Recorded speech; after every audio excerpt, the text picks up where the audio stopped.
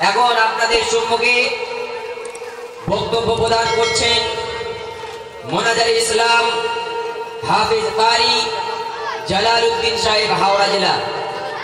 তিনি আপনাদের সম্মুখে মহামূল্যবান বক্তব্য প্রদান করবেন, তাই ধৈর্য চিত্রে একনিষ্ঠভাবে আপনারা শ্রবণ করুন। আলহামদুলিল্লাহ নাহমাদুহু ওয়া নুসাল্লি আলা রাসূলিহিল কারীম, আম্মা বা'দ, ফাআউযু বিল্লাহি মিনাশ শাইতানির রাজীম, বিসমিল্লাহির রহমানির রহিম। ওয়া ইযা কুরিয়াল কুরআনু ফাসতামিউ লাহু ওয়া আনসিতু লাআল্লাকুম তুরহামুন। সাদাকাল্লাহুল আযীম। আজকে আমার মূল আলোচ্য বিষয়, যেহেতু মাসলায়ে কিরাত খালফাল ইমাম, অর্থাৎ ইমামের পিছনে মুক্তাদি কিরাত পড়বে কি পড়বে না, এই মাসলা হচ্ছে আমার আজকের আলোচ্যর মূল বিষয়। কিন্তু আমি স্টেজে আসার পরে আমার ভাইরা আমাকে বললেন বেশ কিছু মাসলার উপরে একটু নিশানদেহি করে দেওয়া সংক্ষিপ্ত আকারে। সেই জন্য ইনশাআল্লাহ তাআলা ছোট ছোট করে অন্যান্য মাসলার উপরেও কিছু নিশানদেহি করে দেওয়া হবে ইনশাআল্লাহ। তার সাথে সাথে আমাকে বললেন যে ওনাদের লেখা, মানে আমাদের ভাই আহলে হাদিস ভাইরা তানারা যে লিখেছেন কিতাব, সেই কিতাব থেকেও কিছু কিছু জিনিস আমাদেরকে একটু জানিয়ে দেন, যাতে করে আমাদের এলাকাতে এই ভাইয়েরা যে সমস্ত কিতাবপত্র বিলি করছেন, সেই কিতাবপত্রেতে কি ধরনের জালিয়াতি তারা করেছেন, সেই জালিয়াতির বহু নমুনা আছে। কিন্তু সেই বহু নমুনার মধ্যে থেকে সামান্য কিছু আপনাদের সামনে আমি তুলে ধরব, যাতে করে প্রমাণিত হয় যে এই আহলে হাদিস ভাইয়েরা যারা হাদিসের নাম তো নেয়, কিন্তু মানুষের সামনে হাদিসের নাম নিয়ে ব্যাপক আকারে জালিয়াতি করে বেড়াচ্ছে। সেই জালিয়াতিগুলোকেও আপনাদের সামনে ইনশাআল্লাহ তাআলা খুব সংক্ষিপ্ত আকারে হলেও তুলে ধরা হবে ইনশাআল্লাহ তাদের কিতাব থেকে। আমাদের আলোচনা শুরু করার আগেই আমরা বলে নিই যে আমাদের পরিচয়গুলো জেনে নিই। আমাদের যে ধর্মের নাম কি, কে বলতে পারবেন ধর্মের নাম কি? ইসলাম। আল ইয়াউমা, কোরআনের আয়াত, আল ইয়াউমা আকমালতু লাকুম দীনাকুম ওয়া আতমামতু আলাইকুম নি'মাতি ওয়া রাদিতু লাকুমুল ইসলাম দীনা। কোরআন থেকে সাব্যস্ত হচ্ছে যে ধর্মের নাম হচ্ছে ইসলাম। আর আমাদের নাম হুয়া সাম্মাকুমুল মুসলিমিন। সূরা হজ্জের মধ্যে বলা হয়েছে যে আমরা হচ্ছি মুসলমান, এই নাম রেখেছেন আল্লাহ সুবহানাহু ওয়া তাআলা। ধর্মের নাম ইসলাম, কোরআনের আয়াত। আমাদের নাম, ধর্মের অনুসারীদের নাম ইসলাম, ধর্মের অনুসারীদের নাম মুসলমান, কোরআন শরীফের আয়াত। যে জামাত ফারায়ন করেছিলেন রাসূল করিম সাল্লাল্লাহু তাআলা আলাইহি ওয়াসাল্লাম মেহনত মুজাহিদা করে, সেই জামাতের নাম কি? হাদিস পাকের মধ্যে আছে যে তোমরা একটা মুসলমানদের জামাতের সাথে ঐক্যবদ্ধ হও, বড় জামাতের সাথে লেগে থাকো। সেই জামাতের নাম কি রেখেছেন? মুহাম্মদুর রাসূলুল্লাহ সাল্লাল্লাহু আলাইহি ওয়াসাল্লাম জামাতের নাম কি রেখেছেন? আহলুস সুন্নাতি ওয়াল জামাআহ। এই শব্দটা দেখবেন তিরমিজি শরীফ, আবু দাউদ শরীফ, নাসাই শরীফ, বিভিন্ন কিতাবের মধ্যে রাসূল করিম সাল্লাল্লাহু তাআলা আলাইহি ওয়াসাল্লাম বলেছেন ইহুদ 71 ফিরকায় ভাগ হয়েছিল, নাসারা 72 ফিরকা, আমার উম্মত 73 ফিরকায় ভাগ হয়ে যাবে। কুল্লুহুম ফিন নার, সবকে সব দোজখে চলে যাবে, ইল্লা মিল্লাতান ওয়াহিদা, সির্ফ ব্যতিক্রম একটা মিল্লাত, তারা জান্নাতে যাবে, তারা জাহান্নাম থেকে বেঁচে যাবে। 72টা ফিরকার মধ্যে 73টা ফিরকার মধ্যে একটা সির্ফ মিল্লাত হবে, তারা জান্নাত ওয়ালা মিল্লাত হবে, বাকি সবকে সব দোজখে চলে যাবে। তো হুজুরকে জিজ্ঞাসা করা হলো, হুজুর সেই জান্নাতে जाने वाला জামাত যে মিল্লাত, সেটা কারা হবে? হুজুরে পাক সাল্লাল্লাহু তাআলা আলাইহি ওয়াসাল্লাম বললেন মা আনা আলাইহি ওয়া আসহাবি, আমি আর আমার সাহাবা যে তরিকার উপরে আছে, যে মত ও পথের উপরে প্রতিষ্ঠিত আছে, যে তার তরিকার উপরে আছে, যে পথ ও পদ্ধতির উপরে আছে, তার উপরে যে থাকবে সে কামিয়াব হয়ে যাবে, সে নাজাত প্রাপ্ত দলের মধ্যে থাকবে। এটা একটা হাদিস। কিন্তু অন্য রিওয়ায়াতের মধ্যে এসেছে, মুস্তাদরাক হাকিম এবং মাজমাউল জাওয়াইদ কিতাবের মধ্যে এসেছে যে জিজ্ঞাসা করা হলো কোন সেই দল যারা জান্নাত ওয়ালা দল হবে। হুজুর পাক সাল্লাল্লাহু আলাইহি ওয়াসাল্লাম বললেন, আল ইয়াউমা, আজকের দিনে, মা আনা আলী ওয়া আসহাবি, মা আনা আলী ওয়া আসহাবি, আজকের দিনে আমি আর আমার সাহাবা যে তরিকার উপরে আছি তার উপরে যে থাকবে সে কামিয়াব হয়ে যাবে। কিন্তু ওখানে আহলুস সুন্নাতি ওয়াল জামাআহ শব্দটা নেই। যতগুলো কিতাবের হাওয়ালা আমি নকল করেছি, তো ওখানে আহলুস সুন্নাত ওয়াল জামাআত শব্দ নেই। আমার হাতে একটা কিতাব আছে, দেখুন, আল মিলাল ওয়ান নিহাল, ইবনে আব্দুল করিম সেহরাস্তানি রাহিমাহুল্লাহু তাআলা। এই কিতাবটা আমার হাতে আছে। আল্লামা আনোয়ার শাহ কাশ্মীরি রাহিমাহুল্লাহু তাআলা তিনি বলছেন, ইবনে আব্দুল করিম সেহরাস্তানি রাহিমাহুল্লাহু তাআলা কবি মুহাদ্দিস, মানে মজবুত মুহাদ্দিসদের মধ্যে একজন ইবনে আব্দুল করিম সেহরাস্তানি রাহিমাহুল্লাহু তাআলা। ইনি এর কিতাব আল মিলাল ওয়ান নিহাল এর আরবি সংস্করণ আমার হাতে আছে। তিনি লিখছেন ওই হাদিসটা যে ইহুদ 71 ফিরকা, নাসারা 72 ফিরকায় ভাগ হয়ে যাবে।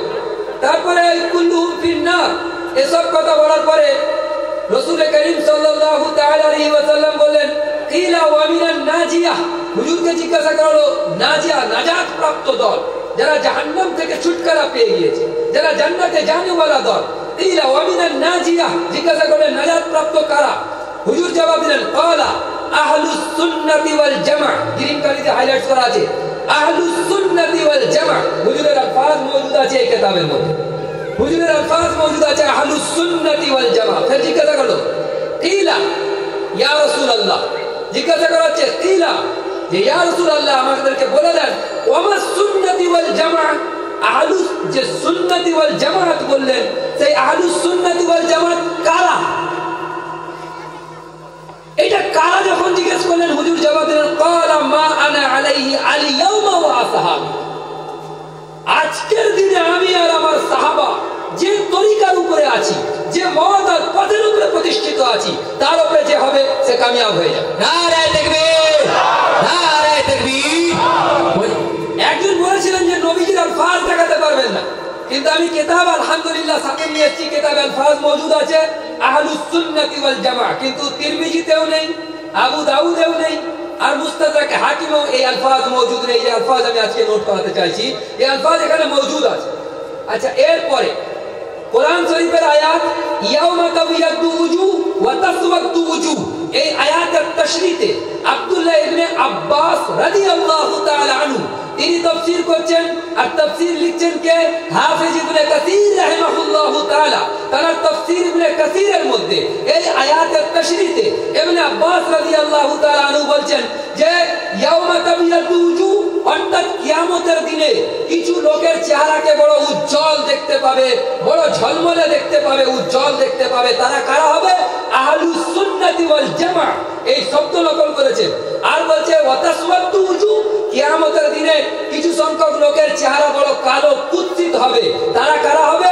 ইবনে আব্বাস রাদিয়াল্লাহু তাআলা এই আয়াতের তাফসীরে বলছেন যে তারা হবে আহলুল বিদআতি ওয়াল ফুরকা, তারা বিদআত ওয়ালা ফিরকা হবে, যাদের চেহারা কালো কুৎসিত হবে, বড় বদসুরত ওয়ালা হবে।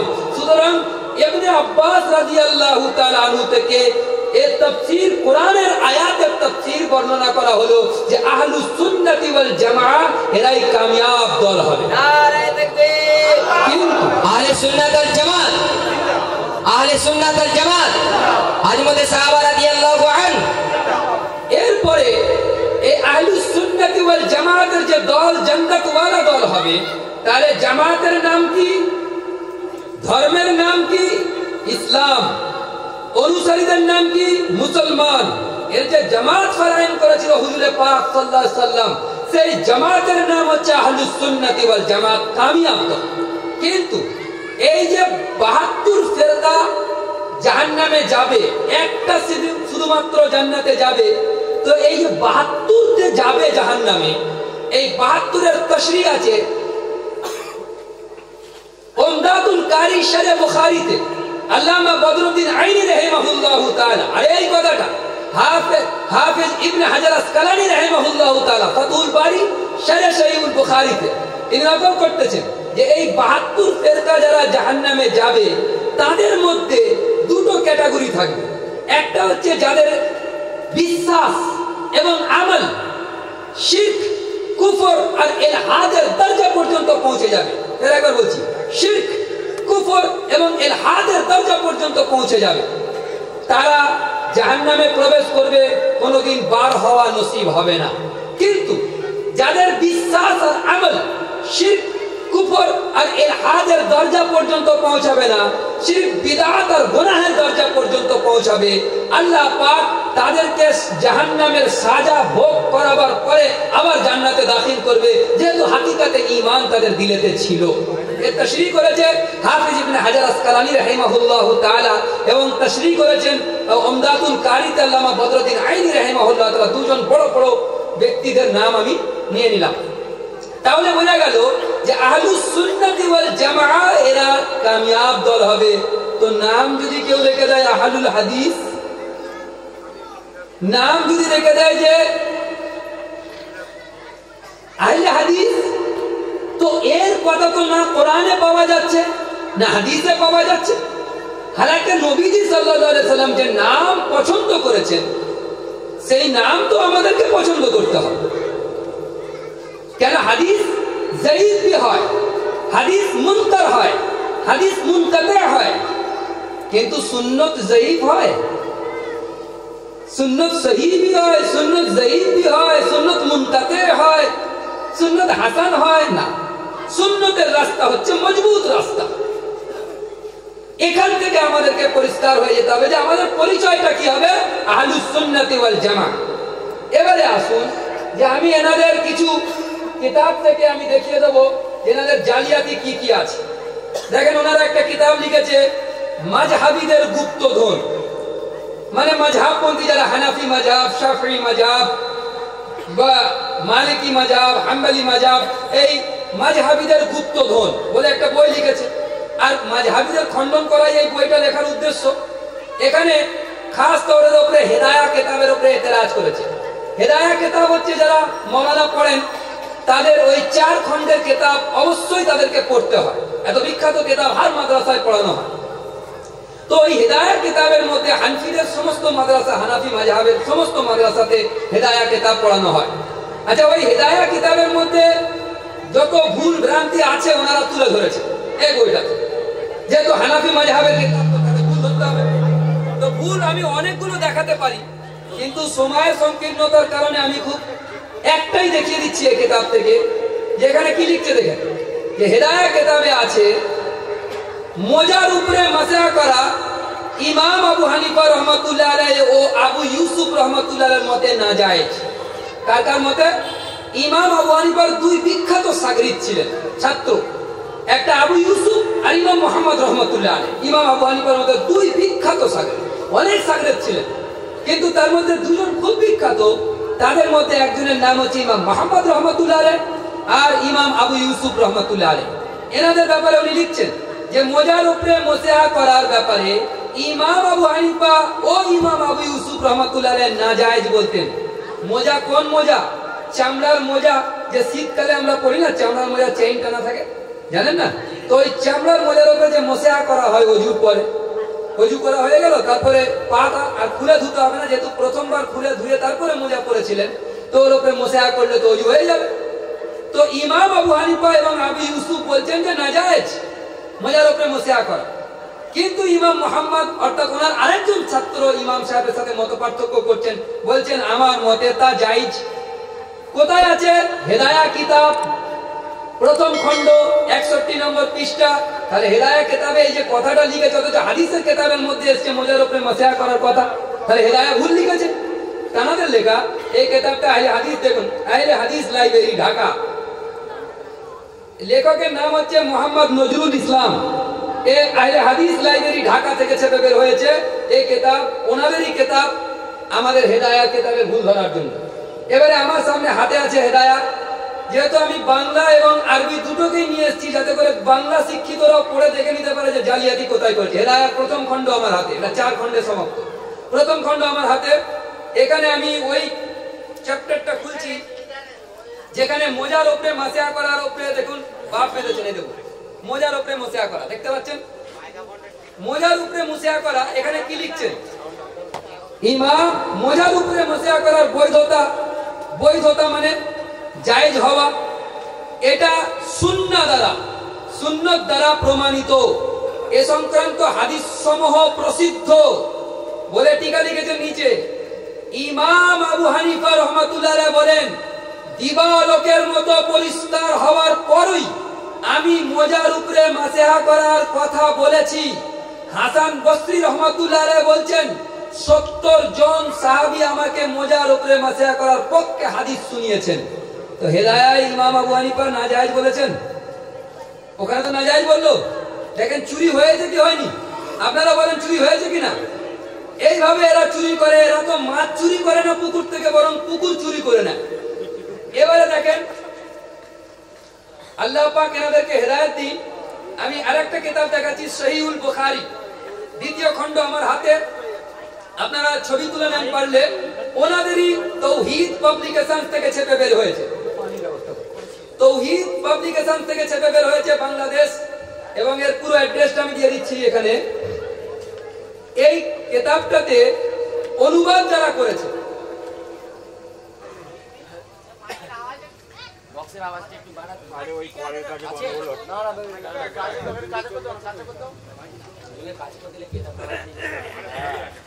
আচ্ছা দেখেন এখানে এটা যে অনুবাদ করেছে, এই অনুবাদ এবং উপদেষ্টা এবং সম্পাদনা পরিষদে যারা ছিলেন তাদের কয়েকটা নাম করছি, অনেক নাম এখানে আছে।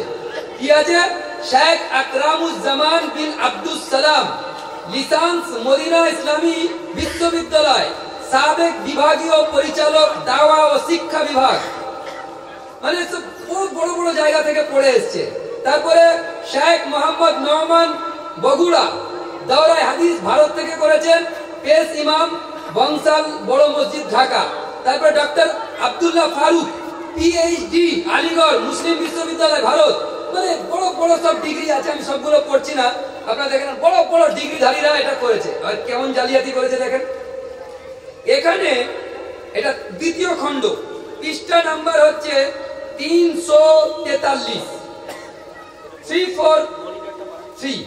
343 নম্বর পেজেতে কি লিখছেন?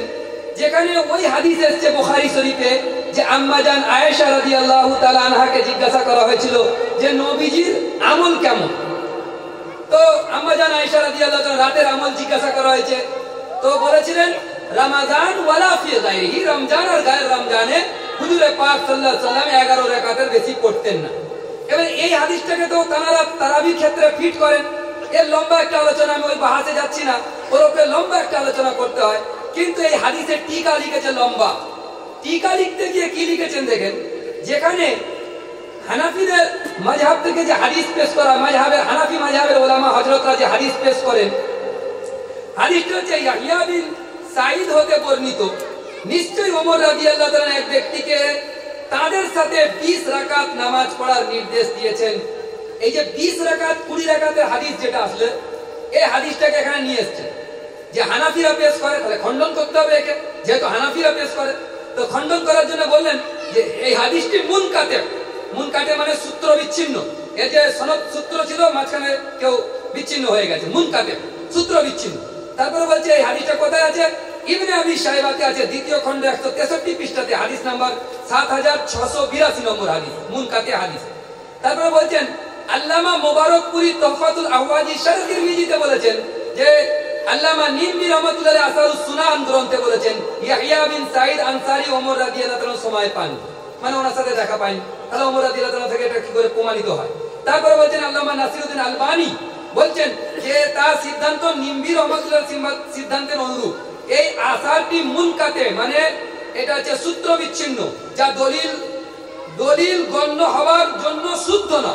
তদুপরি এটি হযরত ওমর রাদিয়াল্লাহু তাআলা থেকে বিশুদ্ধ সূত্রে যে হাদিস প্রমাণিত আছে যে ওমর রাদিয়াল্লাহু তাআলা দুজন সাহাবী উবাই ইবনে কাব এবং তামিম দারিকে রমজান মাসে 11 রাকাত পড়ার নির্দেশ দিয়েছে। তো 11 রাকাতের তো হাদিসটা তো সহিহ, আর তো 20 রাকাতেরটা তো যায়ীফ। কেন? তার কারণ এখানে লিখছে দেখেন, হাদিসটি মুয়াত্তা মালিক গ্রন্থে বর্ণিত হয়েছে। এমনি ভাবে ইয়াহইয়া বিন সাঈদের হাদিস রাসূলুল্লাহ সাল্লাল্লাহু আলাইহি ওয়াসাল্লাম হতে প্রমাণিত বিশুদ্ধ হাদিসের বিরোধী। ইয়াহইয়া ইবনে সাঈদ থেকে যে হাদিস বর্ণিত আছে সেটা তো নবীজি থেকে প্রমাণিত বিশুদ্ধ হাদিসের বিরোধী, আর বিশুদ্ধ হাদিসে 11 রাকাতের কথা আছে। তারপরে কি বলছেন, তাছাড়া ইয়াহইয়া বিন সাঈদকে কেউ মিথ্যাবাদী বলেছেন, যেমন ইমাম আবু হাতিম রাহমাতুল্লাহ আলাইহি বলেন ইয়াহইয়া বিন সাঈদ কর্তৃক বর্ণিত কোনো কথাই গ্রহণযোগ্য নয়, বরং প্রত্যাখ্যাত, কারণ সে হলো মিথ্যাবাদী। কে? ইয়াহইয়া ইবনে সাঈদ হচ্ছে মিথ্যাবাদী, তার কোনো কথা গ্রহণযোগ্য নয়। কি কথা লিখছে দেখুন, কোন কিতাবে আছে? জারহ তা'দীলের কিতাব 9 নম্বর খণ্ড এবং তাহযীবুত তাহযীব 6 নম্বর খণ্ডতে এটা আছে কথাটা লেখা। কাকে যারা করলেন? ইয়াহইয়া ইবনে সাঈদকে। ইয়াহইয়া ইবনে সাঈদকে যারা করেছে, এটা খুলে রাখবেন। আচ্ছা, ইয়াহইয়া ইবনে সাঈদের কোনো কথা নেওয়া যাবে না। কি বললো? কোনো কথা নেওয়া যাবে না, তিনি মৃত্যু। ঠিক আছে, এটা ওনাদেরই ছাপা, ওই তাওহীদ পাবলিকেশন, এটা প্রথম খণ্ড, এটা দ্বিতীয় খণ্ড। এবারে প্রথম খণ্ডতে আমি প্রথম হাদিসটা খুলছি, আপনারা সকলেই হাদিসটা শুনেছেন আরবিটা, ইন্নামাল আমালু বিন্নিয়াত, এরকম একটা হাদিস আছে। তো এই হাদিসটাতে দেখেন, এই প্রথম হাদিস বুখারী রাহমাতুল্লাহ আলাইহি যখন লিখছেন প্রথম হাদিস, কি লিখছেন? পুরো সনদ পড়ছি। হাদাসানা হুমায়দি ইমাম বুখারীর ওস্তাদ, আব্দুল্লাহ ইবনে জুবাইর قال حدثنا سفيان قال حدثنا يحيى ابن سعيد الانصاري।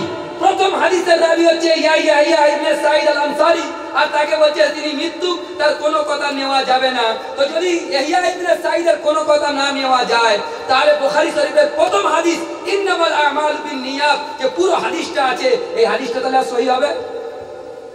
তো দেখেন, ওনারা যখন বলছে যারা করছে 20 রাকাতের হাদিসের উপরে, যারা করার সময় ইয়াদ নেই যে আমি বুখারীর হাদিসকে রাবিকে, বুখারীর হাদিসে কয়েক জায়গায় এসেছে ইয়াহইয়া ইবনে সাঈদ, উনি তো আনসারী। তো একদিন বলেছে যে আমাকে, যখন আমি দেখিয়েছি আহলে হাদিস ছিল, তো তিনি আমাকে বললেন যে ইয়াহইয়া ইবনে সাঈদ আল কাত্তানের কথা বলা হয়েছে, এখানে ইয়াহইয়া ইবনে সাঈদ আনসারীর কথা বলা হয়নি।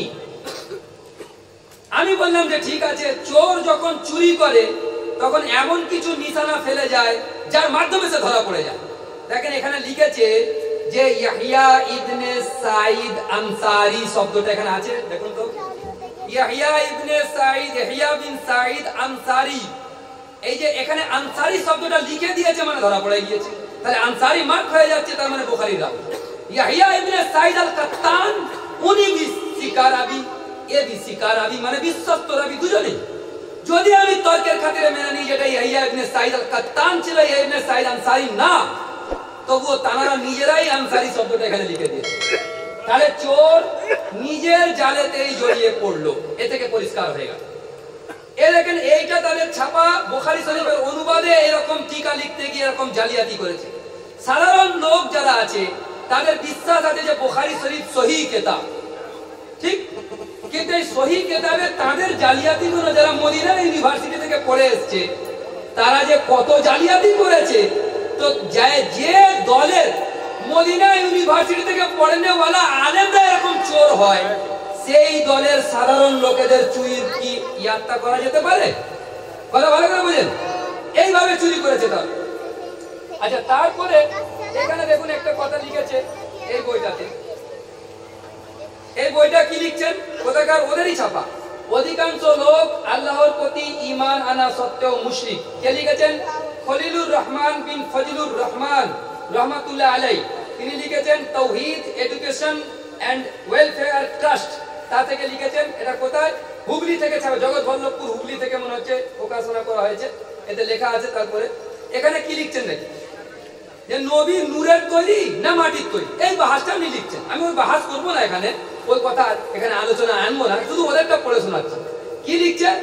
যে আর নবী সাল্লাল্লাহু আলাইহি সাল্লামকে আল্লাহ তাআলা মাটির তৈরি আদমের থেকে স্বাভাবিক মানুষটির যে নিয়মে আল্লাহ করেছেন, সেই পদ্ধতিতেই মা আমিনার গর্ভে আব্দুল্লাহর ঔরসের মাধ্যমে পৃথিবীতে আগমন ঘটিয়েছেন। তারপরে বলছেন আল্লাহর নূরে মুহাম্মদ সাল্লাল্লাহু আলাইহি সাল্লাম পয়দা হলে, যদি এটা হতো আল্লাহর নূর দিয়ে নবী যদি পয়দা হতো, তাহলে মাতৃগর্ভে অপবিত্র রক্তের সাথে মলদার দিয়ে তিনি ভূমিষ্ঠ হতেন না। আচ্ছা, মলদার দিয়ে কোনো বাচ্চা হয়? এই দেখুন, আমি ভুল বলছি আছে কিনা? তাহলে বোঝা যাচ্ছে যে এইসব কথা বলার নয়, যারা জালিয়াতি করতে করতে মাথাটা ঠিক নেই যে কি জালিয়াতি করছে। মলদার দিয়ে, আমার তো বলার ইচ্ছা হচ্ছে যে তোমরা কোন দিক মলদার দিয়ে হয়েছে কি সেটাই তোমরা বলতে পারো। কোন মানুষ তো মলদার দিয়ে হয় না, কিন্তু মলদার শব্দটা আছে কি নেই? তো এই হচ্ছে এদের জালিয়াতির সীমানা। তারপরে আমি এক জায়গায় গিয়েছি, তো সেখানে বললো কি যে জোরে আমিন আর আস্তে আমিনের উপরে বাহাস হবে, তো তার জন্য মৌজু মোতায়েন হবে, মানে শিরোনাম তয় হবে, কোন বিষয়ের উপরে হবে, কি কি শর্ত সারায়েত, সেটা লেখার জন্য একদিন যেতে হয়, পরে মোনাজারা হয়, এটা নিয়ম। আমি চলে গেছি পাঁচলা মোল্লাপাড়া, সম্ভবত চড়া পাঁচলা মোল্লাপাড়া মসজিদ, হ্যাঁ ওই ঠিকানাটা ঠিকই বলছি। ওইখানে আমাকে ডাকা হলো, তো আমি গেলাম। মুফতি আলী হোসেন ভাই আমার সাথে ছিলেন, তো আমাকে কথা বলতে বলা হলো। তা আমি বললাম যে ভাই আপনারা কে এসছেন? বলে অমুকজন এসছেন। তাই বলি হুজুর লিখে দেন যে কি বিষয়ের উপরে মোনাজারা হবে। বলছে আমিন জোরে না আসতে। আমি লিখে দেন কোনটা? বলছে লিখে দিয়েছে আমিন জোরে বলাটাই নিয়ম। তাই বললাম শরীয়তের হুকুমটা লিখে দেন যে আমিন জোরে বলাটা ওয়াজিব না ফরজ না সুন্নত না মুস্তাহাব, এটা বলে দেন। যেরকম আপনাদেরকে যদি প্রশ্ন করা হয় যে ভাই 5 ওয়াক্ত নামাজ ফরজ না সুন্নত না ওয়াজিব, আপনারা কি জবাব দেবেন? ফরজ। আচ্ছা, জীবনে একবার মালদার লোকেদের জন্য, মালদার মুসলমানদের উপরে হজ কি ফরজ না সুন্নত না ওয়াজিব, আপনারা কি জবাব দেবেন? ফরজ। তো শরীয়তের হুকুম এটাকে বলে।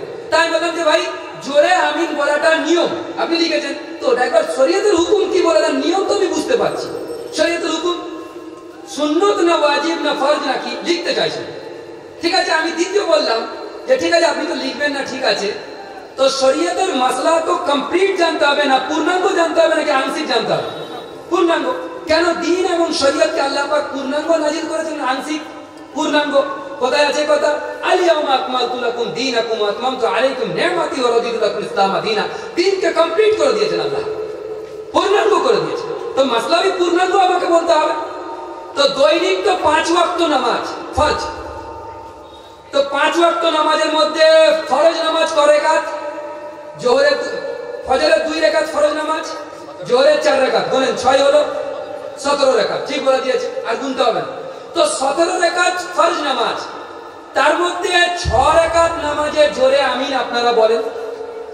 ফজরের 2 রাকাতে, মাগরিবের 2 রাকাত আর এশার প্রথম 2 রাকাত। আচ্ছা, বাকি যত নামাজ হয় সেই নামাজে আমিন তো বলতে হবে, আইস্তে না জোরে, এইটার হুকুমও লিখে দেন। নফল এবং সুন্নত নামাজে সূরা ফাতিহা শেষে তো আমিন বলতে হবে, সেই আমিনটা জোরে বলতে হবে না, আইস্তে বলতে হবে, ওই হুকুমটাও লিখে দেন। 1.5 ঘন্টা পার হয়ে গেছে, বেচারা পেন আর একটা জায়গা থেকে আর একটা জায়গা পর্যন্ত সরতে রাজি নেই। আমাকে সাথী জিজ্ঞাসা করছে লিখছে না কেন? আমি ওকেই জিজ্ঞাসা করো ভাই কেন লিখছে না। ও জানে যে আজকে যদি আমি লিখে দিই যে জোহরের নামাজে আইস্তে আমিন বলা সুন্নত, তো যখন মুনাজারা হবে তখন তো জিজ্ঞাসা করবে যে জোহরের নামাজে যে আস্তে আমিন বলা সুন্নত, ইয়া তো জোহরের নামাজে জোরে আমিন সুন্নত, যেটাও কেউ লিখবে। যেটা লিখবে সেদিনকে তো আমি ওইটাই জানতে চাইবো যে দলিল তুমি দেখিয়ে দাও, যে আস্তে লিখেছো আস্তে দেখো দলিল, জোরে লিখেছো যে জোরে আমিনের দলিল দেখো। তো বেচারা কিয়ামত হয়ে যাবে দেখাতে পারবে। ও জানে ভালো করে যে আমি লিখে ফেললে ফেসে যাব, তো সেই জন্য ওরা লিখতে भी রাজি নেই। তো এরকম বহু জায়গায় হয়। তো আরেক জায়গায় মুনাজারা হয়েছিল, মুফতি নাসিরউদ্দিন চাঁদপুরি সাহেব ছিলেন, আমরাও তার সঙ্গে ছিলাম, ওটা বাউড়িয়া, ওই এক মশলা। তো চাঁদপুরি সাহেব বলেন যে বুখারী থেকে দেখাও, তো বুখারী খুলে দেখাচ্ছে, যেখানে তো বাবে আছে। তো বলেন বাব তো হাদিস নয়, বরং হাদিস নবী পাক সাল্লাল্লাহু আলাইহি ওয়াসাল্লাম কি বলেছেন হাদিসটা পড়ো। তো বেচারা হাদিস পড়ছে, আরবিতে হাদিস পড়তে পারবে। চাঁদপুরি সাহেব হাত থেকে কিতাব নিয়ে বলছেন আমি পড়ছি শোনো। তো হাদিস পড়েছেন, কি হাদিস? যে যখন ইমাম গায়রুল মাগদুবি আলাইহিম ওয়াদ-দাল্লিন বলবে, তখন তোমরা ইমাম আমিন বলবে, তোমরাও আমিন বলো, আর ফেরেশতারাও আমিন বলে। তো যার আমিন ফেরেশতাদের আমিনের সাথে মিলবে তার পিছনের গুনাহ সব মাফ হয়ে যাবে। হাদিস এটা আছে। চাঁদপুরি সাহেব জিজ্ঞাসা করলেন অডিয়েন্সদেরকে যে হুজুর আপনাদের মসজিদেও কি এরকম সিস্টেম হয় নাকি ফেরেশতারাও আমিন বলে, ইমামও বলে, মুক্তাদিও বলে? হ্যাঁ। আচ্ছা, ফেরেশতারা যে আমিন বলে এটা তো বুখারী থেকে সাব্যস্ত হয়ে গেল, কিন্তু জোরে বলে কি আস্তে বলে তো বুখারীতে লেখা নেই। কিন্তু আমরা তো বলতে পারবো যে আপনাদের মসজিদে যখন সূরা ফাতিহার শেষে আমিন বলে ইমাম, তো ফেরেশতারা তো ওই সময় আমিন বলবে, নবীজি বলছে, বুখারীতে হাদিস। তো আপনারা কেউ ফেরেশতাদের আমিনের আওয়াজ শুনতে পেয়েছেন? বোঝা গেল যে সমস্ত ফেরেশতা হানফি মাযহাবের অনুসারী, আইস্তা আমিন বলছে। বেচারা বড় পেরেশান, বড় পেরেশান। অন্য কিতাব খোলার প্রয়োজনীয়তা হয়নি, আল্লাহ শুকর, যে বাস বুখারী খুলেই প্রমাণ হয়ে গেছে, মাসলা লিখে নিয়েছি। আর বাদ দিকে এই ওয়াসওয়াসা দেবে না লোককে, বাদ দিকে ওয়াসওয়াসা দেবে না। আমি তো সংক্ষিপ্ত কেটে কেটে বলছি সব বিষয়ের উপরে, এক একটা বিষয়ের উপরে ঘন্টা খানেক করে আলোচনা করা যায়, তো ঘন্টা খানেক করে আলোচনা করা যায়, সেই জন্য আমি কেটে কেটে জিনিসগুলো বলছি। নারায়ে তাকবীর, এবার জোরে আওয়াজে নারায়ে তাকবীর। হযরতে সাহাবা রাদিয়াল্লাহু আনহু জিন্দাবাদ। আচ্ছা, মেয়েদের নামাজ ছেলেদের নামাজের পার্থক্য আছে কিনা? তো এক জায়গায় গেছি, তো আমাকে জিজ্ঞাসা করেছে যে মেয়েদের নামাজ ছেলেদের নামাজের পার্থক্য আছে কি নেই আপনি বলুন। তো আমি বললাম যে প্রথমে এইটা বলো যে মেয়েদের সাথে আর ছেলেদের সঙ্গে কোন ছেলে আর মেয়েদের পার্থক্য আছে কি, প্রথমে এটা বলো। বলে হ্যাঁ আছে। আমি বলি শোনেন, নামাজের জন্য সতর ঢাকতে হয় কি হয় না? ফরজ কি? সতর ঢাকা মানে কাপড়, কাপড় পরতে হয়, তো এটা ফরজ। আচ্ছা, তা আমি বলছি যে আমি যদি পুরুষ মানুষ হিসাবে নাভি থেকে নিয়ে হাঁটু পর্যন্ত ঢেকে নামাজ পড়ি পুরো খালি গায়ে, নামাজ হয়ে যাবে? বলে হ্যাঁ হয়ে যাবে। কিন্তু আমার বিবিকে যদি পুরো শরীর ঢাকা আছে, মাথার চুলটা শুধু খুলে গিয়েছে, নামাজ হয়ে যাবে? বলছেন না। তো তখন তো এক হবে যে খালি গায়ে যদি পুরুষ নামাজ পড়ে নাভি থেকে হাঁটু পর্যন্ত ঢেকে, পুরুষের যেমন নামাজ হয়ে যাবে, হ্যাঁ সুন্নতের খেলাফ হবে, ওটা ঠিক আছে, কিন্তু নামাজ হয়ে যাবার যতদূর মাসা তো হয়ে যাবে। তাহলে যদি খালি গায়ে একটা মহিলা নামাজ পড়ে নাভি থেকে হাঁটু পর্যন্ত ঢেকে, তারও যদি নামাজ হয়ে যায় তবে তো এক হলো। আবু দাউদ শরীফে হাদিসে আছে যে কোন পুরুষ মানুষের যদি চুল বড় বড় হয় মেয়েদের মতো, সে যদি খোঁপা বেঁধে নামাজ পড়ে, আর একটা মহিলা যদি খোঁপা বেঁধে নামাজ পড়ে, মহিলা নামাজ হবে না? হয়ে যাবে। কিন্তু পুরুষ যদি খোঁপা বেঁধে নামাজ পড়ে, ওই নামাজ মাকরুহ হবে। আবু দাউদ শরীফের হাদিস। তাতে এই দুটো মাসলাতে পরিষ্কার হয়ে যাচ্ছে যে মেয়ে আর ছেলে আলাদা হওয়ার কারণে তার সতরের মধ্যে ফারাক হয়ে গেছে। মহিলাদের পুরো শরীরকে ঢাকতে হবে, আর ছেলেদের নাভি থেকে হাঁটু পর্যন্ত থাকলে ফরজ আদায় হয়ে যাবে। সুন্নতের যে মসলা আছে, সে সুন্নত তরিকায় জামা পরবে, টুপি পরবে, ওটা আলাদা মশলা। তাহলে পার্থক্য আছে? বলছে না, ওরকম পার্থক্য নয়। তাই বললাম কিসে পার্থক্য? বলছে নবীজি তো বলেছেন সল্লু কামা রাআইতুমুনি উসাল্লি। কোথায় আছে হাদিস? বলে বুখারীতে আছে। তাই বললাম পুরো হাদিস বলো। পুরো হাদিস কি আছে? যে রাসূল করিম সাল্লাল্লাহু আলাইহি সাল্লামের কাছে কিছু লোক গেলেন, তার মধ্যে কিছু মহিলা ছিল, কিছু পুরুষ ছিল। বেশ কিছুদিন হুজুরের কাছে থাকলেন। বুখারীতে পুরো আলফাজ এইভাবে নোট করা হয়েছে। থাকার পরে বলছেন তোমরা যে এতদিন এখানে আছো, তো তোমাদের বাড়ির জন্য মন খারাপ করে না? বলে হ্যাঁ। বলছে তাহলে চলে যাও। তো বললেন যে আমরা যে চলে যাব, তাহলে আমরা গিয়ে কি নামাজ পড়বো? বলে হ্যাঁ নামাজ পড়বে। কিভাবে পড়বো? তখন হুজুর পাক সাল্লাল্লাহু আলাইহি ওয়াসাল্লাম বললেন যে তোমাদের মধ্যে যিনি বয়সে বড়, যিনি কোরআন বেশি জানেন, তাকে ইমাম করবে, আর তোমাদের মধ্যে থেকে একজনকে আজান দিতে বলবে। আর তারপরে বললেন সাল্লু কামা রাআইতুমুনি উসাল্লি, নামাজ পড়ো সেভাবে যেভাবে আমাকে পড়তে দেখো। আচ্ছা, এখানে তো দুটো কথা ওয়াজে তওরের উপরে হুজুর বলেছেন তোমাদের মধ্যে একজনকে মুয়াজ্জিন করবে। তো ওখানে পুরুষ এবং মহিলা দু রকমই লোক ছিল।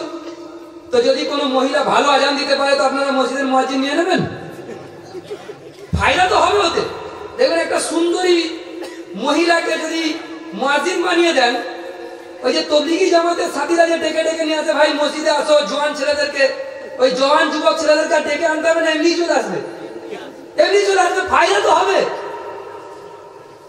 শরীয়তের গাড়ি তো ফায়দায় চলে না, কায়দায় চলে। শরীয়তের কায়দা আছে কিনা এটা দেখা হবে, ফায়দা দেখা হবে না। ফাতিহা করলে ওতে পেটেরও ফায়দা হবে, পকেটেরও ফায়দা হবে, কিন্তু শরীয়তের কায়দা আছে কিনা সেটা দেখতে হবে। সেরকমই মুয়াজ্জিন যদি রেখে দেন মহিলাকে, তো ফায়দা হবে অনেক। যত বকাটে ছেলে আছে সব মসজিদে এসে নামাজ পড়বে ফার্স্ট কাতারে, ফায়দা তো হবে, কিন্তু কায়দা নেই। তাহলে বোঝা গেল যে মহিলারা আজানও দিতে পারবে। আচ্ছা, ওখানের মধ্যে তোমরা যাকে বয়সে বেশি বড় পাবে এবং যাকে বেশি কোরআন জাননেওয়ালা পাবে। আচ্ছা, ধরুন আপনাদের এলাকায় কোনো মহিলা বয়সে বড় এবং বা কোথাও সফরে গিয়েছেন, তার মধ্যে দলের মধ্যে যতজন আছে, 10 জন 20 জন যতজন আছে, তার মধ্যে একজন মহিলা বয়সে বড় এবং কোরআনও বেশি জানে, হতে পারে। তো আপনারা তাকে ইমাম করে দেবেন, ইমাম করবেন, আর মুক্তাদি সব পুরুষ হয়ে যাবে? হবে না। তারপরে তো মুসান্নাফ ইবনে আবি শায়বাতে এবং ইলাউ সুনানে আল্লামা জাফর আহমদ উসমানী লম্বা কিতাবের হাওয়ালাত জমা করেছেন। ওখানে লিখেছেন যে রাসূল করিম সাল্লাল্লাহু আলাইহি ওয়াসাল্লামের কাছে ওয়াইল ইবনে হজর রাদিয়াল্লাহু তাআলা আনহু আসলেন। ওয়াইল ইবনে হজর রাদিয়াল্লাহু তাআলা আনহু তিনি আসলেন, এসে হুজুরের কাছে নামাজ শিখলেন। বললেন যে হুজুর পাক সাল্লাল্লাহু আলাইহি ওয়াসাল্লাম বললেন যে যখন তুমি নামাজ পড়বে তখন তোমাদের পুরুষদেরকে বলবে কান পর্যন্ত হাত উঠাতে, আর তোমাদের মহিলাদেরকে বলবে কাঁধ পর্যন্ত হাত উঠাতে। এই পার্থক্য ইমাম আবু হানিফা বলছেন না, মুহাম্মদুর রাসূলুল্লাহ সাল্লাল্লাহু আলাইহি ওয়াসাল্লাম বললেন। কে বলছেন? তারপরে তাবেঈনদের থেকে পুরো বর্ণিত আছে যে যখন মহিলারা সেজদা করত জড়সড় হয়ে সেজদা করত। কেন? মহিলাদের আসল হচ্ছে পর্দা। একটা পুরুষ যদি সেজদা করে, সে যেভাবে সেজদা করবে ওইভাবে সেজদা করলে মহিলাদেরকে দেখতে ভালো লাগবে? তাদের যে স্তন আছে সেই স্তনগুলো তো নিচের দিকে চলে আসবে, বরং জড়সড় হয়ে থাকলে তারপরে তো তাদের পর্দা সহকারে সেজদা হলো। আর তো তাবেঈন থেকে এই আমল মনকুল রয়েছে। সুতরাং মেয়েদের নামাজ আর ছেলেদের নামাজের যারা এক বলে, তারা মানুষকে ধোঁকা দিচ্ছে কি দিচ্ছে না? শুধু এতটুকু কথা নয়, এর উপরে লম্বা লম্বা কিতাব লেখা হয়েছে। আমার কাছে ওসব কিতাব আছে, আপনাদেরকে অনুরোধ করব, সংক্ষিপ্ত ছোট ছোট বাংলা কিতাবও বের হয়ে গিয়েছে, মহিলা এবং পুরুষের নামাজের পার্থক্য। তাতে 4 মাযহাবের দালায়েল এবং তার সাথে হাদিস এবং তার সাথে আসারে সাহাবা, তার সাথে সাথে কোরআন শরীফের আয়াত সহকারে এই বইগুলোকে এক একটা বিষয়ের প্রতি পার্ট টু পার্ট লেখা হয়েছে। সেগুলো সংগ্রহ করবেন, যাতে করে বাতিলের এই প্রচার করা কিতাবের বিরুদ্ধে যেন একটা প্রতিবাদ হয়ে যায়। এগুলোকে আপনারা মাথায় রাখবেন। আচ্ছা, এরপরে কথা হচ্ছে যে মাসলা কিরাত খালফাল ইমাম। নাকি এটা শুরু করবো না? আরেকটা কিছু, আরো কয়েকটা মাসালা বলে দেবো, আরো কয়েকটা মাসালা। তো কিছুদিন আগে রাফায়ে দাইনের উপরে, তর্কে রাফায়ে দাইনের উপরে আমার মোনাজারা ছিল ইয়েতে, সাগরাইলে। তো মোনাজারা ডেট করা হয়েছে, সে ডেটে রাজি হচ্ছে না, কোনোভাবেই রাজি হচ্ছে না। যখন রাজি করতে পারলাম না, মুফতি ইব্রাহিম সাহেব ছিলেন, উনি নিজে লিখিত আকারে জমা করলেন যে এই শর্তে তোমরা বসো, আমরা অমুক দিন বসবো বা অমুক দিন আমাদের সাথে একটা সেটিং এ বসো। কোনো রাজি নেই, কোনোতে কিছুতে বসাতে পারলাম না। পরবর্তীতে ওখানকার ছেলেরা আমাকে বললো আপনি বই নিয়ে আসুন, আমাদেরকে বিষয়টা মাসলাটা বোঝান। আর ওখানে মাসলা ছিল রাফায়ে দাইনের উপরে আর আমিনের উপরে, দুটো মাসলা। তো আমিনের উপরে যখন আমি ওই কথা লিখে দিয়েছিলাম যে আসরের নামাজ আর জোহরের নামাজের আমিন আসতে না জোরে, বেচারা আমিনের মশলাটাই ভুলে গিয়েছে, বলছে না ওটা আর মোনাজারা হবে না। তো মোনাজারা কিসে হবে? একটা বিষয় কি, সেটা রাফায়ে দাইন, কারণ আমাদের মজবুত দলিল আছে। ঠিক আছে, তো আমি গেছি ওখানে কিতাবপত্র নিয়ে বললাম যে আব্দুল্লাহ ইবনে ওমর রাদিয়াল্লাহু তাআলার হাদিস আর মালিক বিন হুয়াইরিস রাদিয়াল্লাহু তাআলার হাদিস, দুটো হাদিস সহিহ বুখারীতে আছে। আর দুটো হাদিসের মধ্যে আপসের মধ্যে টাকরাও হয়ে আছে। একটা হাদিসে বলছে কান পর্যন্ত তুলবে, একটা হাদিসে কাঁধ পর্যন্ত, আপসের মধ্যে টাকরাও দুটো হাদিসের মধ্যে। আর হযরত আব্দুল্লাহ ইবনে ওমর রাদিয়াল্লাহু তাআলা হুজুর পাক সাল্লাল্লাহু আলাইহি ওয়াসাল্লামের জামানায় এতটা কম বয়স ছিল যে তিনি যখন নামাজ শুরু হয়ে যেতেন তিনি খানা খেতেন, পরে এসে কাতারে শামিল হতেন। ওই সময় সিনিয়র সাহাবী কে ছিলেন? ওমর ফারুক রাদিয়াল্লাহু তাআলা আনহু, হযরত সিদ্দিক আকবর রাদিয়াল্লাহু তাআলা আনহু, হযরত ইবনে আব্বাস রাদিয়াল্লাহু তাআলা আনহু, ইবনে মাসউদ রাদিয়াল্লাহু তাআলা আনহু। তো সিনিয়র সাহাবী তারা তো প্রথম কাতারে নবীজিকে দেখতেছিলেন, আর এর বয়স কম ছিল।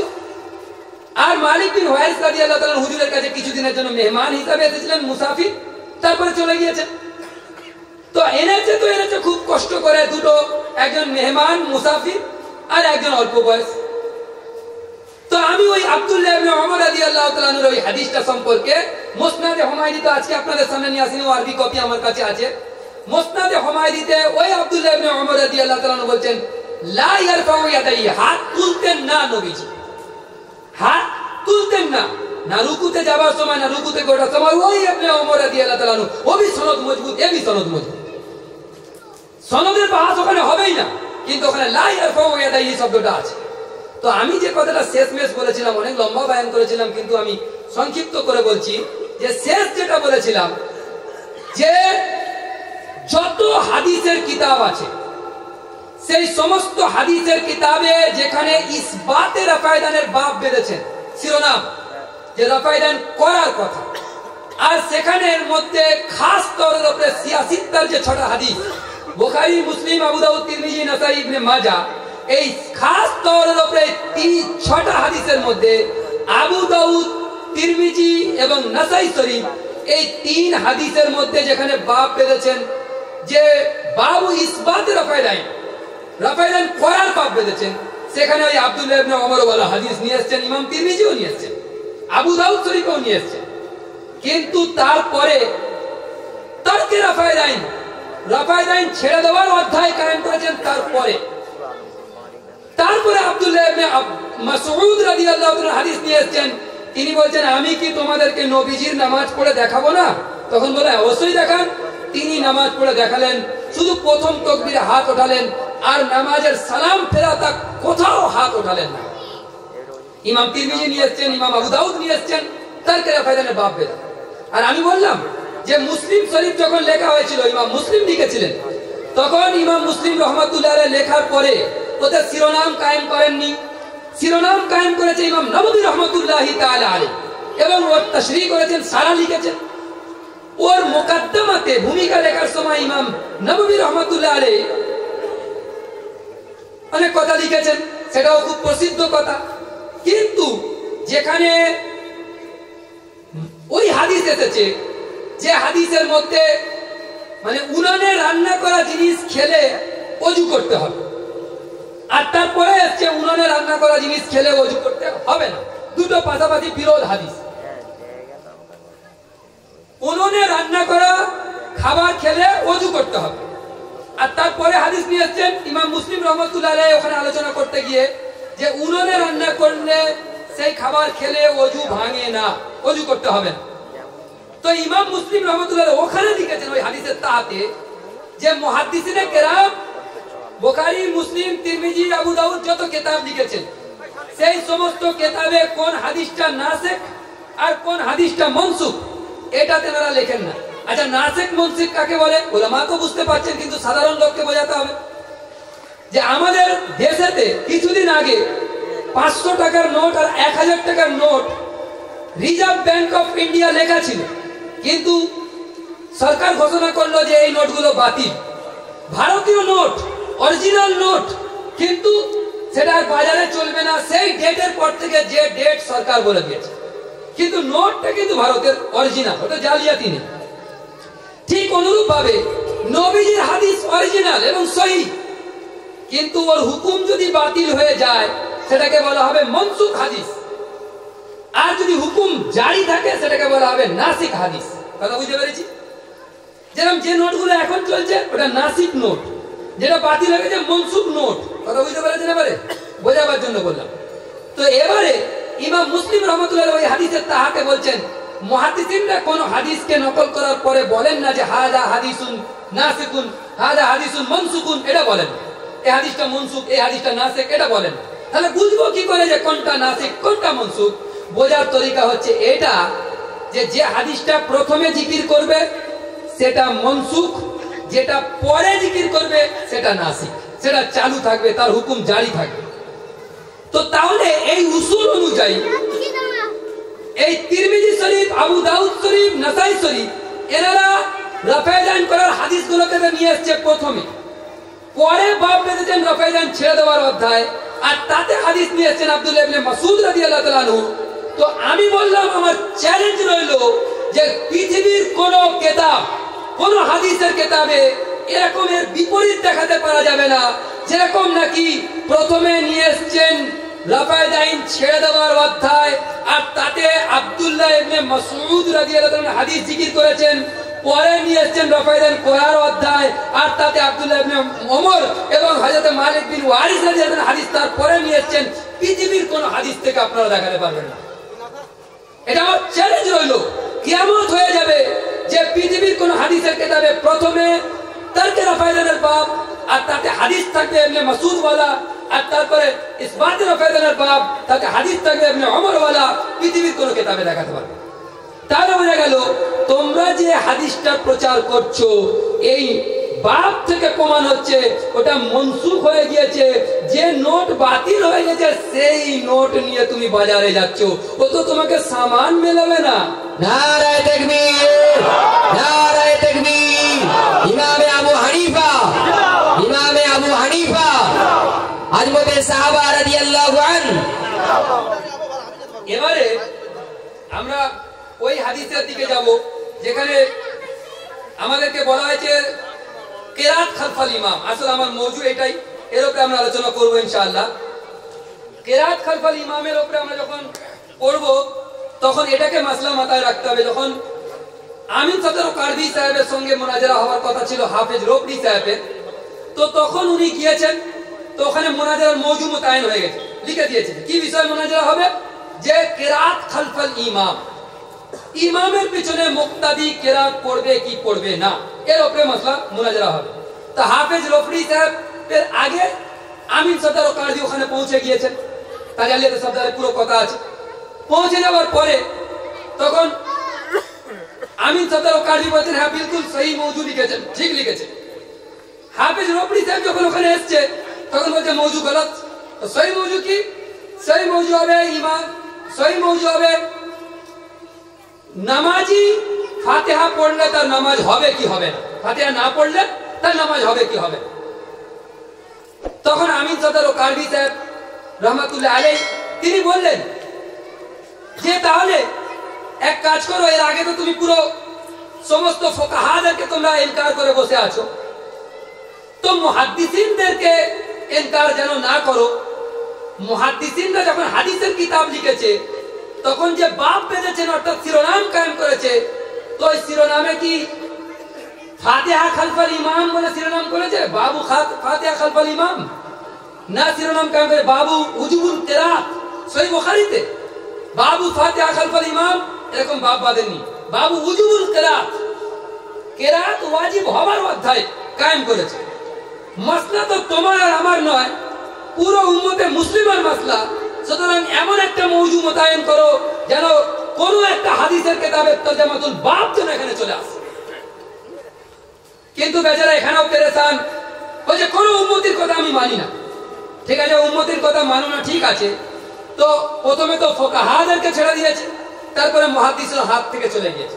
এবারে বলো আল্লাহর জন্য মুহাম্মদুর রাসূলুল্লাহ সাল্লাল্লাহু আলাইহি সাল্লাম মুক্তাদির ব্যাপারে খাস কোন হুকুম হাদিসে পাকের মধ্যে বলেছেন পড়তে হবে ইয়া না পড়তে হবে? দুপক্ষে যদি কিছু বলে থাকে তো এখানে মুক্তাদির লফজ লিখে দাও মওজুর মধ্যে। ও বেচারা মুক্তাদির লফজ লিখতেও রাজি নেই। তখন বলছে যে না, তাহলে আমরা এক কাজ করি, তুমি প্রথমে বলে দাও। আমিন সদর কারবিকে বলছে আপনি বলে দেন যে আপনারা যদি নামাজ পড়েন একা একা তো সূরা ফাতিহা পড়বেন কি পড়বেন না। তো উনি মাসলা লিখে দিয়েছে একা সূরা ফাতিহা না পড়লে এটা ওয়াজিব, সূরা ফাতিহা পড়া ওয়াজিব, আর যদি সে না পড়ে ইচ্ছাকৃত ভাবে তাহলে তার নামাজটাকে ওয়াজিব আদা হবে, অর্থাৎ দুবারা ঘুরিয়ে পড়তে হবে, লিখে দিয়েছে।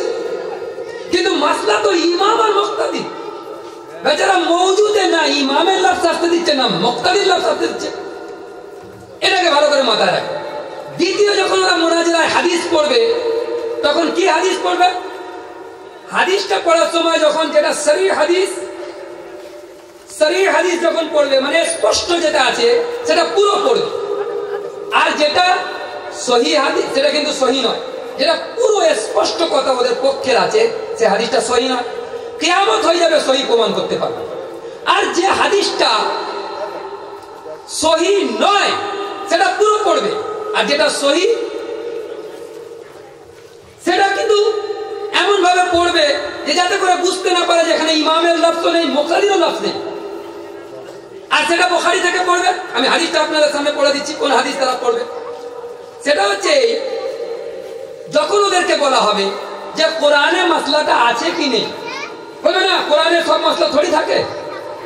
ওদেরকে জিজ্ঞাসা করবেন কোরআনে মাসলা আছে, ইমামের পেছনে কেরাত পড়তে হবে কি হবে না, বা ফাতিহা পড়তে হবে কি, বলবে না সব মাসলা কি কোরআনে থাকে, তাহলে আমরা বুখারী শরীফে দেখব। তো আমরা বলি যে বুখারী শরীফে দেখার আগে যখন কোরআনে নেই এটা তো স্বীকার করে নিয়েছেন যে এই মাসলা কোরআনে আপনাদের উত্তর নেই, ঠিক?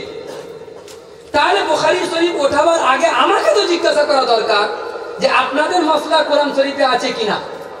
যদি আমি কোরআন শরীফ থেকে আমাদের মাসলা বার করে দেখিয়ে দিই, তাহলে আপনি বুখারী শরীফে যাবেন কেন? ওটা ওইরকম যেখানে পানি পাওয়া যাবে সেখানে তায়াম্মুম করার ইজাজত পাওয়া যাবে। পানি না পাওয়া গেলে ফাইলাম তাজিদ ফিহি শব্দটা কি আছে, পানি না পাওয়া গেলে তবে তায়াম্মুম। তো মাসলা যদি কোরআন থেকে হাল হয়ে যায় তো বুখারী শরীফে যাওয়ার প্রয়োজনীয়তা কি আছে? আমাকে জিজ্ঞাসা করুন যে হানফিদের মাসলা কোরআনে আছে কি নেই। তারপরে কোরআন শরীফের আয়াত ওয়াইদা কুরিয়াল কোরআন ফাসতামিউ লাহু ওয়ানসিতু লাআল্লাকুম তুরহামুন। যখন কোরআন পড়া হবে তখন তোমরা চুপ থাকো আর ধ্যানের সাথে শোনো। ফাসতামিউ, ফাসমা মানে শোনো, ফাসতামিউ মানে ধ্যানের সাথে শোনো, ওয়ানসিতু খামোশ চুপ থাকো, দুটো কথা। লাআল্লাকুম তুরহামুন তাতে করে তোমাদের উপর রহম করা হবে। তাহলে বোঝা গেল যে কোরআন শরীফের আয়াত স্পষ্ট করছে। আচ্ছা ওরা কিন্তু বুখারী দেখাবে, তখন কোরআন থেকে, কোরআন যখন ওদের মাথায় হাত রাখতে রাজি নেই তখন তো বুখারী খুলবে। তো বুখারী খুলেছে, দেখেন কি খুলেছে, দেখেন মুফতি সাহেব এসে গেছে, কি ছেড়ে দেবো।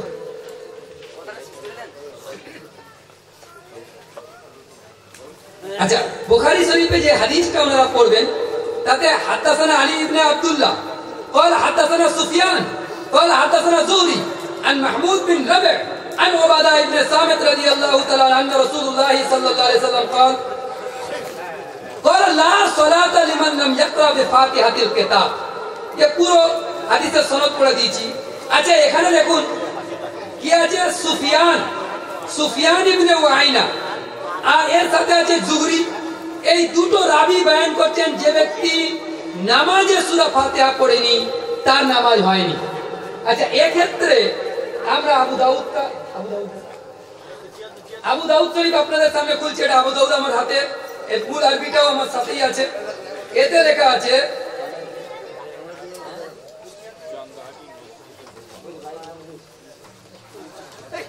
আবু দাউদ শরীফের মধ্যে পরিষ্কার শব্দটা আছে যে এখানে আবু দাউদের ওই হাদিসটা, আবু দাউদ শরীফের মধ্যে আছে যে ওই হাদিসটা লা সালাতা লিমান লাম ইয়াকরা বিফাতিহাতিল কিতাব ওয়া ফাসাইদান শব্দ আছে। তারপরে এদিক ওদিক আরো হাদিস আছে আয়াতান সূরাতাইন ফামা জাদা, এরকম শব্দ আরো অতিরিক্ত না পড়লে নামাজ হবে না, এসব শব্দ আছে। কিন্তু এখানে শব্দটা যেটা নোট করতে চাইছি ক্বালা সুফিয়ান, যে এই হাদিসে বুখারীর রাবি ছিল সুফিয়ান ইবনে উয়াইনা। এখানে ইমাম আবু দাউদ নকল করছেন যে ক্বালা সুফিয়ান লিমা ইউসাল্লি ওয়াহদা, এটা একা একা নামাজীর ক্ষেত্রে এই হাদিসটা প্রযোজ্য। অর্থাৎ যে একা নামাজ পড়বে সে যদি সূরা ফাতিহা না পড়ে তার নামাজ হবে না। আর এটাকে মসজিদের ইমাম আর মুক্তাদির সাথে ফিট করে দিয়েছে। পায়জামাকে কুর্তা বানিয়েছে, কুর্তাকে পায়জামা বানিয়েছে। তো তিনি জারির আত-তাবারি। আর তারপরে আরেকটা রাবি আছে বুখারী শরীফে জুহরি। আচ্ছা জুহরি কি বলছেন? জুহরি দেখেন বুখারী কোরআন শরীফের আয়াত ওয়াইদা কুরিয়াল কোরআন ফাসতামিউ লাহু ওয়ানসিতু লাআল্লাকুম তুরহামুন। এটা তাফসীর ইবনে জারির আত-তাবারি রাহমাতুল্লাহ আলাইহি, আত-তাবারি এটা উনি লিখেছেন, ইবনে জারির তাবারি রাহমাতুল্লাহ আলাইহি লিখেছেন এই কিতাব, বিখ্যাত কিতাব। তাতে ওয়াইদা কুরিয়াল কোরআন ফাসতামিউ লাহু ওয়ানসিতু লাআল্লাকুম তুরহামুন, খণ্ড নম্বর 10 পৃষ্ঠা নম্বর হচ্ছে 726। তাতে লিখছে, এখানে দেখেন জুহরি বলছেন, জুহরি থেকে বর্ণিত, তিনি বলেন আলোচ্য আয়াত নাজিল হয়েছে এক আনসারী যুবককে উপলক্ষ করে। রাসূলুল্লাহ সাল্লাল্লাহু আলাইহি ওয়াসাল্লাম সালাত আদায়ের সময় যখনই কিরাত পড়তেন সাথে সাথে ওই যুবকটা পাঠ করতে আরম্ভ করত। তখন নাজিল হলো ওয়াইদা কুরিয়াল কোরআন ফাসতামিউ লাহু ওয়া আনসিতু লাআল্লাকুম তুরহামুন। এই আয়াত নাজিল হওয়ার পরে সাহাবারা ইমামের পেছনে কিরাত পড়া ছেড়ে দিল। আচ্ছা, এরপরে আরেকটা জিনিস যে দরে মুখতারের কিতাবের মধ্যে আছে, দরে মুখতারের মধ্যে আছে যে তাতে বলা হয়েছে দরে মুখতারের মধ্যে যে ইমামের পেছনে মুক্তাদির কিরাত পড়া হচ্ছে এটা মাকরুহ। আর আহলে হাদিস ভাইরা আমাদেরকে জিজ্ঞাসা করেন মাকরুহ এই শব্দটা দেখাও। তাফসীরে দুররে মনসুরে হাফেজ জালালউদ্দিন সুয়ুতী রাহমাতুল্লাহি তাআলা আলাইহি তিনি নকল করছেন এই আয়াতের শানে নজুল যে ইবনে ওমর রাদিয়াল্লাহু তাআলা থেকে বয়ান করছেন যে ইহুদিরা অর্থাৎ বনি ইসরাইল ইমামের পেছনে ইমাম পড়তো, মুক্তাদিও পড়তো, আর ইমাম পড়তো মুক্তাদিও পড়তো, কিন্তু ফাকারিহাল্লাহু যালিকা লিহাদিহিল উম্মাহ, আল্লাহ পাক এটা অপছন্দ করলেন এই উম্মতের জন্য এটা ধারাবাহিকভাবে চলতে থাকা। তারপরে বলছেন ওয়াইদা কুরিয়াল কোরআন ফাসতামিউ লাহু ওয়া আনসিতু লাআল্লাকুম তুরহামুন। যখন এই আয়াত নাজিল হলো তখন সকলেই পড়া বন্ধ করে দিল। এটা হলো একটা কথা। আচ্ছা, মুহাম্মদ বিন কাব তাবেঈ থেকে বর্ণিত আছে শানে নজুল এই আয়াতের, ওটা বড় গুরুত্বপূর্ণ। মুহাম্মদ বিন কাব বলছেন যে যখন এই আয়াত নাজিল হলো, এই আয়াত নাজিল হওয়ার আগে ইমাম আউযু বিসমিল্লাহ পড়তো, মুক্তাদি বিসমিল্লাহ পড়তো, ইমাম সূরা ফাতিহা পড়তো, মুক্তাদি সূরা ফাতিহা পড়তো, ইমাম অন্য সূরা পড়তো, মুক্তাদি অন্য সূরা পড়তো। এখানে ফাতিহার লফজ আছে। সাবিলুর রশাদে আল্লামা গাঙ্গুহি রহমাতুল্লাহ হাদিস নকল করেছেন। তো এখানে ফাতিহার লফজ ইমাম ফাতিহা পড়তো, মুক্তাদি ফাতিহা পড়তো। আল্লাহ সুবহানাহু ওয়া তাআলা এটাকে পছন্দ ফরমালেন না, বরং ওয়াইদা কুরিয়াল কোরআন ফাসতামিউ লাহু ওয়া আনসিতু লাআল্লাকুম তুরহামুন এই আয়াত নাজিল হওয়ার পরে ফাতিহাও বন্ধ ইমামের পিছনে, আর বিসমিল্লাহ পড়াও বন্ধ, অন্য কেরাত পড়া বন্ধ, সমস্ত কেরাত ছেড়ে দেয় এই আয়াত নাজিল হওয়ার পরে। যত আপনারা দেখাবেন এই আয়াত নাজিল হওয়ার আগে। আচ্ছা, এখানে একটা রাবীর উপরে যারা করেছে, আবু মাশার উপরে যারা করে দিয়েছেন, মুহাম্মদ বিন কাব থেকে বর্ণিত আবু মাশারের উপরে যারা করেছেন আহলে হাদিস ভাইরা, তারা বলেছেন রাবী যায়ীফ। আর যায়ীফ হওয়ার জন্য কি কবিরা গুনাহ করে তো ও আদালতে গ্রহণযোগ্য হয় না, অথবা হাফেজা কমজোর। আর তাসকিরাতুল হুফাজের মধ্যে হাফেজ জাহাবি রহমাতুল্লাহ আলাইহি নকল করতেছেন যে ওইখানে কথাটা কি লেখা হয়েছে যে মুহাম্মদ বিন কাব যখন আবু মাশার যখন মুহাম্মদ বিন কাব থেকে বয়ান করবেন তখন ওটা তখনকার জামানার, যখন ওনার স্মৃতিশক্তি মজবুত ছিল, শেষ বয়সে স্মৃতিশক্তি কমজোর হয়ে গেছিল। কিন্তু মুহাম্মদ বিন কাব থেকে যখন আবু মাশার যখন নকল করবেন তখন স্মৃতিশক্তি মজবুত ছিল। পরিষ্কার লেখা আছে কিতাবের মধ্যে, তাহলে বোঝা যাচ্ছে সূরা ফাতিহার লফজ মওজুদ আছে। তো এই জন্য এর উপরে তো লম্বা কথা আলোচনা ছিল, কিন্তু মুফতি সাহেব এসে গেছে, আরো মূল্যবান কথা হবে ইনশাআল্লাহ তাআলা। আমরা প্রত্যেকে ধ্যানের সাথে শুনবো ইনশাআল্লাহ।